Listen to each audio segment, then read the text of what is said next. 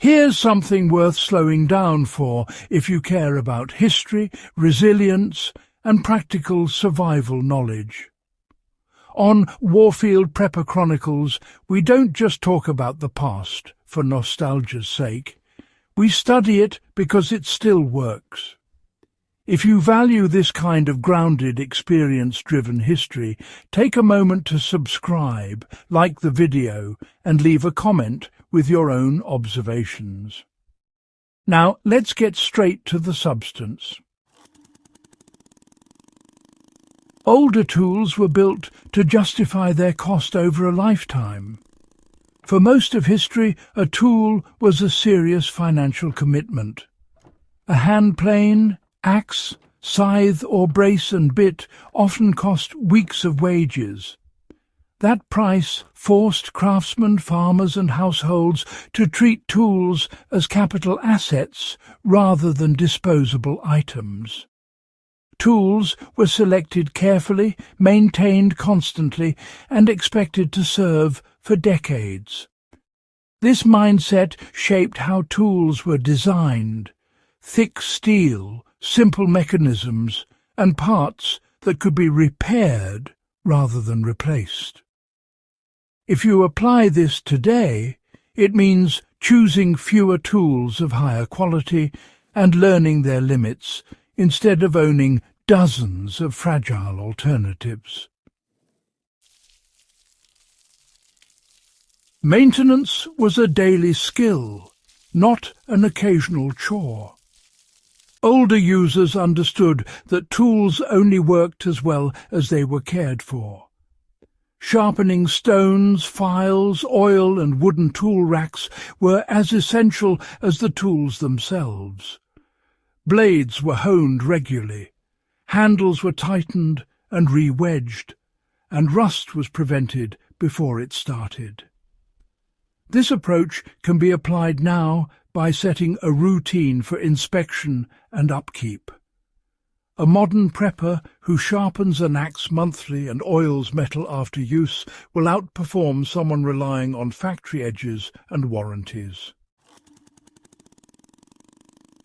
Repair knowledge, it really kept households independent. When a tool broke, replacement was rarely an option. Folks knew how to rehandle a hammer, forge a new edge, braze a crack, or just improvise a fix that restored function. Blacksmiths and wheelwrights, they weren't around to sell new tools constantly, but to extend the life of the ones people already had. These days, learning basic tool repair builds independence and, reduces reliance on supply chains. A broken shovel handle during a crisis becomes an inconvenience, not a failure, if you already know how to replace it. Tools carry generational value and institutional memory. Tools were often inherited, not discarded.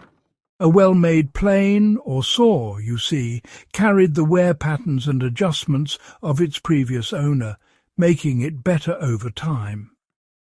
This transfer also passed down technique, not just equipment. Applying this today means documenting tool use, modifications and maintenance for those who come after you. A labelled sharpening angle or a known repair history, it turns a simple tool into a trusted system. Scarcity shaped efficiency and respect for materials. Steel, hardwood and leather were not taken for granted. Waste meant lost labour and, honestly, future hardship. As a result, tools were used precisely, stored carefully and adapted rather than abandoned. Modern users can, adopt this by avoiding single-purpose gimmicks and focusing on tools that perform multiple tasks well. A quality knife, saw and axe combination still solves most real-world problems better than specialized failure-prone gear.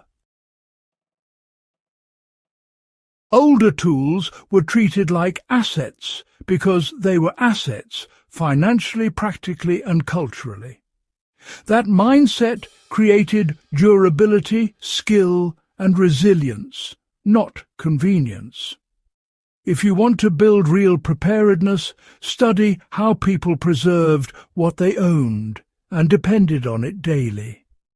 If this kind of content matters to you, subscribe to Warfield Prepper Chronicles, share this video with someone who values real history, and leave a comment with the tools you rely on most.